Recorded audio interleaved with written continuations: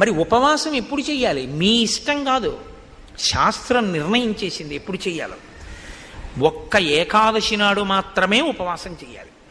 ఏకాదశి తిథి ఉపవాసం, ద్వాదశి పారణ. సూర్యోదయం అవగానే ఎంత తొందరగా వీలైతే అంత తొందరగా భోజనం చేసేయాలి. యంత్రాలని కూడా ఏం చేస్తామంటే షట్ డౌన్ అని ఆఫ్ చేస్తారు కొన్నాళ్ళు, ఓ 2 రోజులు విశ్రాంతిని ఇస్తారు, ఘర్షణ పుట్టేస్తుందని. మీరు ఈ శరీరంలో కొన్నింటిని ఆపడం మీ తరం కాదు, ఆపకూడదు కూడా. గుండె ఆపుతానంటే 2 రోజులు రెస్ట్ ఇస్తానంటే కుదరదు, ఊపిరితిత్తులు ఆపుతానంటే కుదరదు.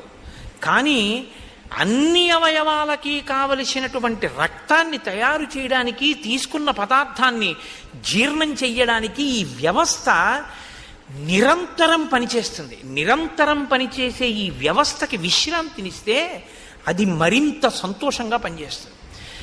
ఈ శరీరానికి అన్నం ఇవ్వడం ఆపి